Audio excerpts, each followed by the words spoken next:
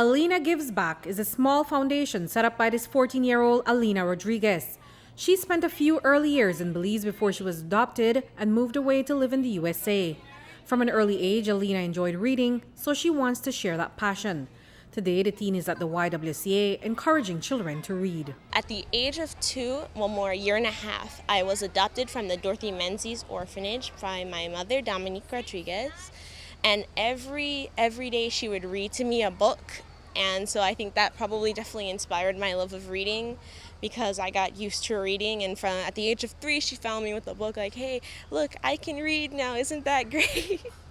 And I feel like that my mother had a very profound impact on me. From young, she had me reading and read to me.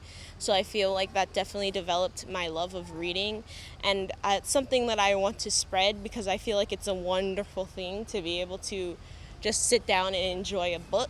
It's pretty much one of my goals in life, and I feel like a lot of times we wander through life wondering what God has in store for us. And I feel like Alina Gives Back and coming back to Belize is part of my mission that God has sent me on.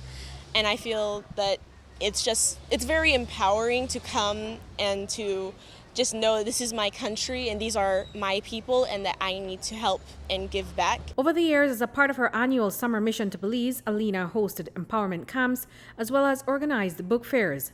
As a part of the activities, she teaches kids and brings free backpacks for preschoolers, as well as hundreds of books to give away to children to encourage reading. I feel like books are something that is a positive influence on children, and it helps them continue to grow and learn through books, as well as when they go off to college and such in the future, it won't be a harsh adjustment to have to get used to reading constantly. Social media has had such a profound impact on children, but it's not necessarily in a good way. Like nowadays, children are too busy on their phones and on the TV, and the things that they're learning on the TV aren't necessarily things that they should be learning. On this trip, Alina has a special book, one that she authored, titled All You Have to Do Is Read.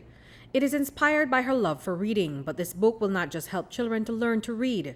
The proceeds from the sale of the book will be used to buy more books, host more activities, and give more scholarships to needy students. I wrote that book with the idea that maybe someone would read it and be impacted by it to continue and read, especially the young children, because I feel like children are going to shape the future, and our future depends on how we raise and educate our children and what influences we let them have. That's part of what the proceeds are going to expand the amount of scholarships we can give.